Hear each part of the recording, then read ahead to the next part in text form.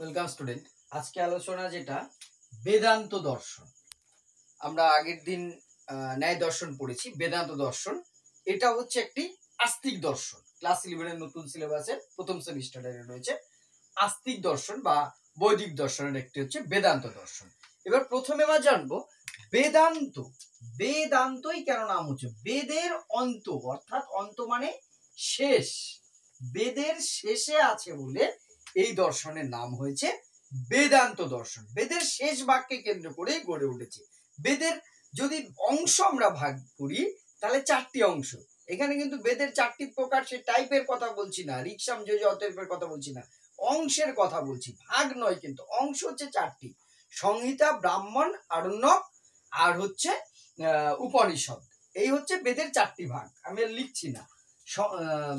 সংহিতা, ব্রাহ্মণ, আরণ্যক আর হচ্ছে উপনিষদ, এই 4টি। উপনিষদ থেকেই এসছে এই বেদান্ত। কেন এই উপনিষদ থেকে এসছে? লাস্ট অংশটা কি বললাম? বেদের যে 4টি ভাগ বললাম তার শেষ অংশ তাহলে কি বললাম? উপনিষদ। এই উপনিষদ থেকেই বেদান্তটা এসছে। এবার আসছি উপনিষদ কথাটার মানে আসছি। উপনিষদ কথার অর্থ কি? উপ মানে হচ্ছে পা বা পাশে বসা। উপ মানে হচ্ছে পা বা পাশে বসা, আর নিষদ মানে পাশ। নিষদ মানে হচ্ছে বসা। উপ মানে পা বা নিকট, আর নিষদ মানে বসা। এই দুটো অর্থ করলে কি দাঁড়ায় উপনিষদের মানে? অর্থাৎ কারোর কাছে বা পায়ের কাছে বসে আমরা যা জ্ঞান অর্জন করছি, অর্থাৎ জ্ঞানী গুরুর কাছ থেকে বা তার পায়ের কাছে বসে, পায়ের কাছে বসে বা কাছে বসে যা কিছু আমরা অর্জন করেছি বেদ সম্পর্কিত, তাই হচ্ছে উপনিষদ। ঠিক আছে? এই উপনিষদের আলোচনা থেকে বেদান্ত দর্শন এসেছে। কেন এই বেদান্ত নামটাই হলো উপনিষদ থেকে আসুক আর যেখান থেকে আসুক, বেদান্ত নামটাই হলো কেন? প্রথমটা আগে বলুন যে বেদের 4টে ভাগ, তাই তো? অংশ 4টে ভাগ নয়, সংহিতা, ব্রাহ্মণ, আরণ্যক, উপনিষদ। যেহেতু উপনিষদ হচ্ছে কয় নম্বরে আছে? 4 নম্বর স্থানে। তাই অন্ত বেদের যে অংশ তার শেষ অংশ হচ্ছে উপনিষদ। তাই এই আলোচনা হয়েছে বলে এই দর্শনটার নাম হচ্ছে বেদান্ত দর্শন। আবার যে বৈদিক যুগে আমরা দেখেছি মানুষের জীবনে কি চতুরাশ্রম ছিল, বর্ণাশ্রম বলছে, চতুরাশ্রম: ব্রহ্মচর্য, গার্হস্থ্য, বানপ্রস্থ, সন্ন্যাস। ব্রহ্মচর্য আশ্রমে সেখানে সংহিতা পড়তে হতো, গার্হস্থ জীবনে হয়তো ওখানে সংহিতা বা আরণ্যক, ব্রাহ্মণ এইগুলো পড়তে হতো। ঠিক সেরকম বানপ্রস্থ থেকে শুরু করে শেষ অংশে এই উপনিষদটা নিয়ে বেশি পড়াশোনা করতে হতো। সেখানেও মানুষের জীবনেও শেষ স্তরে উপনিষদটা নিয়ে আলোচনা বেশি হয়েছে। এই কারণেই উপনিষদকেই বেদান্ত বলা হয়। অর্থাৎ বেদান্ত দর্শনের প্রকান্তরে উপনিষদ দর্শনই বলা চলে। বেদান্ত বলতে উপনিষদকেই বোঝানো হয়। এইবার এর মূল আমরা আগের দিনই বলেছি 3টে জিনিস আমরা আলোচনা করব। যে কোনো দর্শনেরই আমাদের বৈদিক এবং অবৈদিক দর্শনের 3টে ভাগ আমরা আলোচনা করব। তার প্রথম ভাগটা কি? প্রথম ভাগটা হচ্ছে অধিবিদ্যা বা মেটাফিজিক্স আমরা আলোচনা করব। 1 নম্বর হচ্ছে অধিবিদ্যা বা মেটাফিজিক্স যেটা আছে সেইটা প্রথমে, অর্থাৎ মূল বিষয়টা কি আছে, এই বেদান্ত দর্শনের মূল বিষয় কি আছে সেইটা আলোচনা করছে যেখানে, সেটাই হচ্ছে মেটাফিজিক্স বা অধিবিদ্যা। ঠিক আছে? প্রথমে এখানে 3টে বিষয় সম্পর্কে এখানে বলা হয়েছে। এক হচ্ছে ব্রহ্ম বা আত্মা সম্পর্কে কি বলা হয়েছে, আমরা সেইটা আগে দেখব। সরি, বানানটা ভুল হলো। ব্রহ্ম বা আত্মা সম্পর্কে বেদান্ত দর্শনে খুব স্পষ্ট ধারণা দিয়েছেন। তার আগে একটা জিনিস আমি বলতে ভুলে গেলাম। এই বেদান্ত দর্শনের প্রবক্তক প্রথমত বলা হয় বাদায়ন, বা যিনি হচ্ছে বেদব্যাস নামে পরিচিত। সেই বাদায়ন, ঋষি বাদায়ন বা ঋষি বেদব্যাসের প্রবর্তক হলো। পরবর্তীকালে সবচেয়ে বেশি হাইলাইট করেছেন বেদান্ত দর্শনকে যারা, তার মধ্যে হচ্ছেন শঙ্করাচার্য এবং রামানুজ। আদি শঙ্করাচার্য যিনি আছেন সেই শঙ্করাচার্য মেনলি বেশি আলোচনা করেছেন বেদান্ত দর্শন নিয়ে। এই ব্রহ্ম বা আত্মা কি?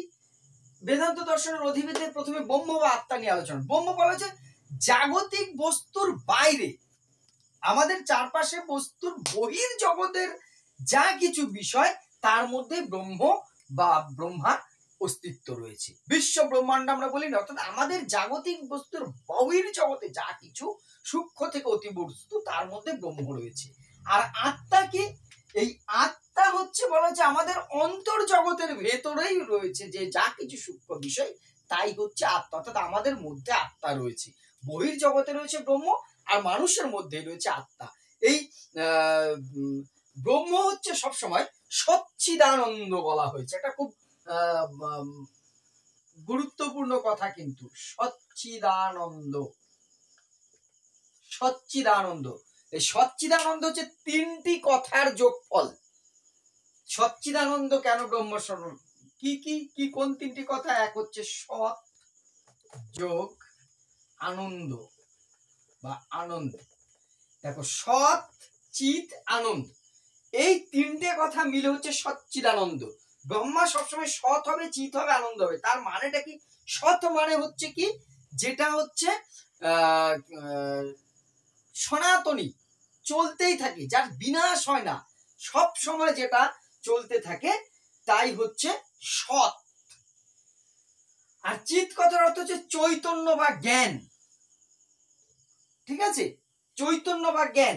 আর ব্রহ্মা সবসময় হবে আনন্দ স্বরূপ, আনন্দের সাথে বিরাজ করবে। তাই জন্যই বলা হয় ব্রহ্ম হচ্ছে সবসময় সচ্চিদানন্দ। সৎ সর্বদা রয়েছে, সবকিছুর মধ্যে রয়েছে। চিৎ অর্থাৎ চৈতন্য স্বরূপ, জ্ঞান স্বরূপ, আনন্দ স্বরূপ হচ্ছে ব্রহ্মা, এই জন্য তাকে বলা হয় সচ্চিদানন্দ। তাহলে প্রথমেই বলা হলো ব্রহ্মা বা আত্মা সম্পর্কে। এবার অধিবিদ্যায় তিনটি বিষয় নিয়ে আলোচনা করা হয়েছে। এক গেল ব্রহ্ম বা আত্মা, দ্বিতীয় হচ্ছে সগুণ এবং নির্গুণ ব্রহ্ম। এই এর সেকেন্ড ভাগ যেটা সগুণ ও নির্গুণ ব্রহ্ম। প্রথমটা ব্রহ্ম সগুণ ও নির্গুণ। সগুণ মানে যার গুণ আছে, নির্গুণ মানে গুণহীন। বলেছে ব্রহ্ম সগুণ আর নির্গুণ কিন্তু আলাদা নয়। ব্রহ্মকে কেউ বলেছে সগুণ, কেউ বলেছে নির্গুণ, বলছে দুটো আলাদা নয়, দুটো একই বস্তু। অর্থাৎ বাস্তব জগতের সাথে যখন ব্রহ্মকে আমি ঈশ্বরকে মিলিয়ে ফেলছি, ঈশ্বরের রূপ নিচ্ছি, তখন তিনি হয়ে যাচ্ছেন সগুণ। আমাদের কল্পনায় ঈশ্বরকে কাল্পনিক করছি, একটা গুণ দিচ্ছি, সেটা সগুণ। আর যখন বাস্তব কল্পনার বাইরে থাকছে, তখন সেটা হয়ে যাচ্ছে নির্গুণ। সগুণ এবং নির্গুণ কিন্তু আলাদা নয়, একই বস্তু, ঠিক আছে। আর অধিবিদ্যায় আরেকটা জিনিস আলোচনা করা হয়েছে, মায়া বা অজ্ঞান। অজ্ঞান বা মায়া কি বলছে? যখন ঈশ্বরের দিক থেকে বিষয়টা আসছে, সেটাকে বলছে মায়া, আমাদের আবদ্ধ করে ফেলে বিভিন্ন কিছু। আর আমাদের কাছে যখন সেটা আসে, সেটাই হয়ে যায় অজ্ঞান। অর্থাৎ যদি আমি সঠিক জ্ঞান না থাকে, বেদান্ত দর্শন এটাই বলেছে, সঠিক জ্ঞান না থাকলে আমরা পৃথিবীর মোহমায় আটকে পড়ি। আমরা ঈশ্বরকে, ব্রহ্মকে, তাকে ভুলে যাই, আমরা নিজেকে নিয়ে ব্যস্ত থাকি। এটা কিন্তু আমাদের বাস্তব জীবনে আসে, তাই না? আমরা মোহমায় জড়িয়ে যাই, পারিবারিক, সাংসারিক, নিজের আত্মাকে আমরা ভুলে যে নিজের দেহের সুখ শান্তিতে মেতে উঠি। সেটাকেই বেদান্ত দর্শনে বলা হয়েছে মায়া বা অজ্ঞান। এই মায়ায় আমরা কেন জড়াই? আমাদের অজ্ঞান বা জ্ঞানের অভাব ঘটলে, বেদের সঠিক জ্ঞান যদি না থাকে, তখনই আমরা মায়ায় জড়াই। এই হলো অধিবিদ্যার মূল বিষয়। এছাড়া অধিবিদ্যায় আরো দুটো পদার্থের দুটো ভাগ বলা হয়েছে। পদার্থকেও, যে পৃথিবীতে যত পদার্থ রয়েছে তাকে দুই প্রকার বলা হয়েছে। এক হচ্ছে দ্রব্য, আর একটা হচ্ছে অদ্রব্য। এত সূক্ষ্ম বিষয়গুলো পড়ছে এই কারণে শর্টে আসতে পারে। দ্রব্য, অদ্রব্য। দ্রব্য কি? যার নিজস্ব গুণ আছে, সেই বস্তুকে বলা হয় দ্রব্য। আর যে বস্তু নিজস্ব গুণ নেই, অন্যের গুণে গুণান্বিত হয়, তাকে বলা হচ্ছে অদ্রব্য। আর জগৎ সম্পর্কে বেদান্ত দর্শনের অধিবিদ্যা বলা হয়েছে, জগৎ হচ্ছে সম্পূর্ণটাই ঈশ্বর বা ব্রহ্মার সৃষ্টি। যা কিছু জগতে আছে ব্রহ্মই সৃষ্টি করেছে, তার বাইরে জগতের আর কিছু নেই। এইবার আসছি আমরা জ্ঞান বিদ্যা। আমি বোর্ডটা ক্লিন করে নিচ্ছি। জ্ঞান বিদ্যা, বেদান্ত দর্শনের এবারে জ্ঞান বিদ্যা বা এপিস্টেমোলজিতে কি বলা হয়েছে? মূল কথা, মানুষের কর্ম কি কি করা উচিত, ডিউটি সম্পর্কে এখানে আলোচনা করা হয়েছে। বেদান্ত দর্শনে জ্ঞান বিদ্যায় বলা হয়েছে, এখানে ব্যক্তি জীবনে বা প্রত্যেকটা মানুষের কর্ম তিন প্রকার। একটা হচ্ছে নিত্য কর্ম, একটা নৈমিত্তিক কর্ম, আর একটা কাম্য কর্ম। নিত্য কর্ম ডেইলি রুটিন, যেটা অর্থাৎ প্রাথমিক ডিউটি, সে বলে, যেমন স্নান, গায়ত্রী মন্ত্র, আচমন, যে জিনিসগুলো আমাদের শরীরের পবিত্রতা নেই। স্নান করতে হবে, ঈশ্বরের নাম জপ করতে হবে। গায়ত্রী মন্ত্র বলতে এখানে ঈশ্বরের নাম জপ করা, আচমন করা, পবিত্রতা করা। এই যে দেহ ও মনের পবিত্রতা হচ্ছে আচমন। এই যে শারীরিক ডিউটি গুলো, ঈশ্বরের প্রতি, নিজের প্রতি কর্তব্য, সেটা হচ্ছে নিত্য কর্ম, ডেইলি করতে হবে। নৈমিত্তিক কর্ম তো হচ্ছে কাউকে কারণ নিমিত্ত, অর্থাৎ পূর্বপুরুষ কেউ পিতৃমাতৃ কেউ দেহ ত্যাগ করলে তার আত্মার যাতে শান্তি কামনা হয়, আবার একটা সুস্থ শরীরে সে আত্মা ধারণ করে অথবা পরমাত্মার সাথে বিলীন হতে পারে, তার জন্য শ্রাদ্ধ ক্রিয়া এগুলোকে বলা হচ্ছে নৈমিত্তিক, কারণ নৈমিত্তিক করা। আর কাম্য কর্মটা হচ্ছে যেটা আমরা নিজেদের লোভের জন্য করছি, অর্থাৎ আমি যাতে স্বর্গে যেতে পারি তার জন্য ভালো ভালো কাজ করা, আমি যাতে ঈশ্বরকে ব্রহ্মকে খুশি করতে পারি সেই উদ্দেশ্যে কাজ করাটাকে বলা হচ্ছে কাম্য কর্ম, অর্থাৎ নিজের চাহিদা পূরণ করবার জন্য যে কাজগুলো কাম। তাহলে কর্ম তিন প্রকার, নিত্য কর্ম, নৈমিত্তিক কর্ম আর হচ্ছে কাম্য কর্ম। এই সমস্ত কিছুর জন্য আমাদের প্রস্তুতির দরকার, সেই প্রস্তুতিকে তিনটে ভাগে ভাগ করা হয়েছে, যেটা এখনকার সময়েও খুব গুরুত্বপূর্ণ। কি কি কি কি করতে হবে তার জন্য? প্রথমে বলা হয়েছে শ্রবণ, তারপরে বলা হয়েছে মনন, তারপরে বলা হয়েছে নিদিধ্যাসন। এই তিনটে জিনিসকে যদি আমরা এখনো বাস্তবে, শ্রবণ মানে শোনা, আমরা এটা জানি, এখানে শোনা বলতে গভীর মন দিয়ে আমার থেকে যে জ্ঞানী গুরু জ্ঞানী লোক তাদের কাছ থেকে নতুন জ্ঞান আহরণ করা হচ্ছে শ্রবণ। এবার বলছে শুধু শুনলে হবে না, তাকে মনন করতে হবে। এই মনন মানে কি? এই মনন মানে হচ্ছে মনের মধ্যে সেটাকে নিয়ে বিচার বিশ্লেষণ করা। আচ্ছা এইটা তো শুনলাম, তাহলে আমি আগে তো আর একটা এইটা শুনেছিলাম, কনফ্লিক্ট গুলোকে দূর করলে একটা সঠিক ডিসিশনে আসা, বারবার সেইটাকে নিয়ে নিজের মধ্যে কালচার করা। একটা জ্ঞান কিন্তু এখনো তো আমরা সাইকোলজি তাই বলে, একটা জিনিস শেখার পর নিজের মধ্যে সেটা আত্মস্থ করাটাই হচ্ছে মনন। নিদিধ্যাসনটা হচ্ছে আত্মস্থ করার চরম পর্যায়ে, যখন আমি রেকটিফাই করলাম যে এটা ঠিক, আমার জ্ঞান সব জ্ঞান মিলে এটা ঠিক, সেটাকে নিজের ধ্যানের মধ্যে দিয়ে নিজের মধ্যে একদম ইনস্টল করে নেওয়া। অ্যাপ একটা ইনস্টল করি, তো ইনস্টল করার পরে সেটাকে আবার কি করতে হয়, সেট আপ করে নিতে হয় মোবাইলের মধ্যে, অনেক সেই রকম। শ্রবণ ফাইলটার সম্বন্ধে আমি অ্যাপটার সম্বন্ধে জানলাম, মনন সেটাকে আমি কি করলাম, আমি এবার প্লে স্টোরে গেলাম, এইবার সেটাকে ডাউনলোড করতে গেলাম, নিদিধ্যাসন সেটা একদম ইনস্টল করে নিলাম নিজের মধ্যে, অর্থাৎ জ্ঞানটাকে একদম নিজের মধ্যে অ্যাবজর্ব করে নেওয়া, এইটা হচ্ছে নিদিধ্যাসন।